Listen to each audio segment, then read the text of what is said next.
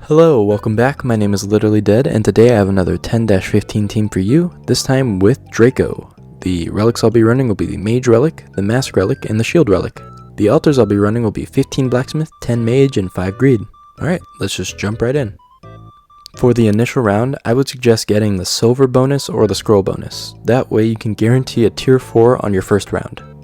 With Draco's ability, you want to maximize the damage output. You want him in the center or near center because the ability is in the shape of a cone. You want to put your Draco next to the mask or in front. Typically, I like to have them side by side at first, but eventually, like when Draco is like tier 5 or something, I would put him in the front and the mask behind him. But it's really up to you or the situation.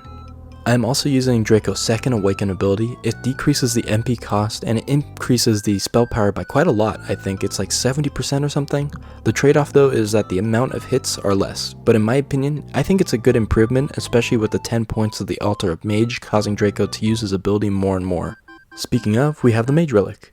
It's there to add 5 extra points to the Altar of Mage, but it also grants 25% extra MP to the 2 highest tiered heroes at the start. This means that Draco will have his ability ready at the very start of the round, and his ability will cast again much more often.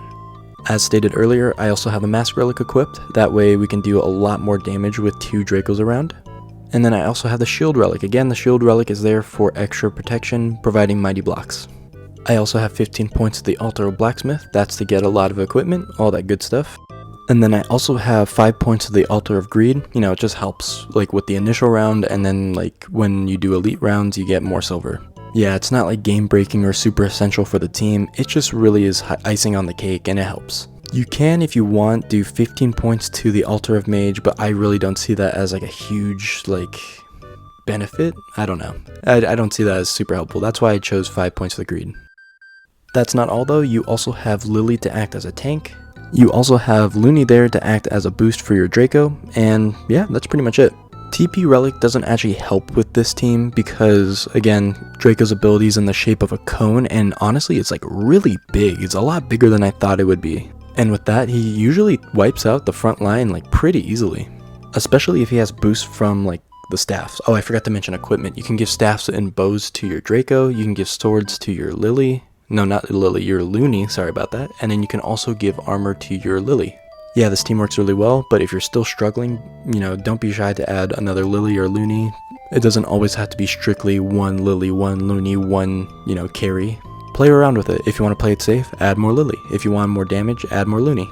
Anyways, yeah, this team is like really solid. There's not a lot of issues to it, except for like maybe bad RNG with like all the enemies positioning, but other than that, I don't really have any serious complaints. You might lose maybe once every couple of times if you do this multiple times, but yeah, not a huge deal. I have definitely done harder runs.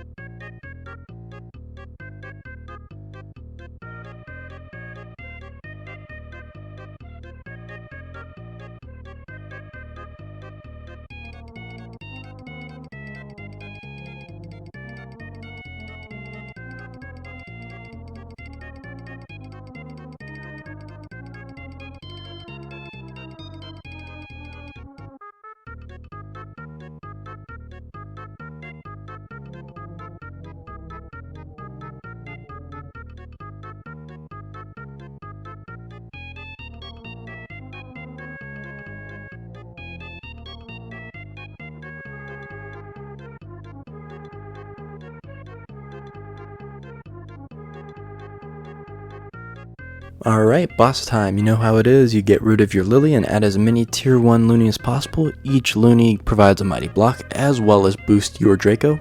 For the position, I like to have like a single lane in the very center for Draco and the Masked Draco to kind of cruise on through to kill the person in the back line and then take care of the boss after, or whatever. You know, as long as Draco has that lane, he can go through in the very center. And yeah, that's pretty much all there is to it. He does a lot of damage to the boss, as you can see, and that's very easy. Alright, well, I'm going to do the bonus challenge now, and while I do, thank you guys so much for watching. Be sure to like and subscribe, and if you don't, Draco will probably set you on fire, and, you know, Draco does a lot of damage, it's a lot of fire, and fire is not necessarily a good thing, so I would definitely subscribe if I were you.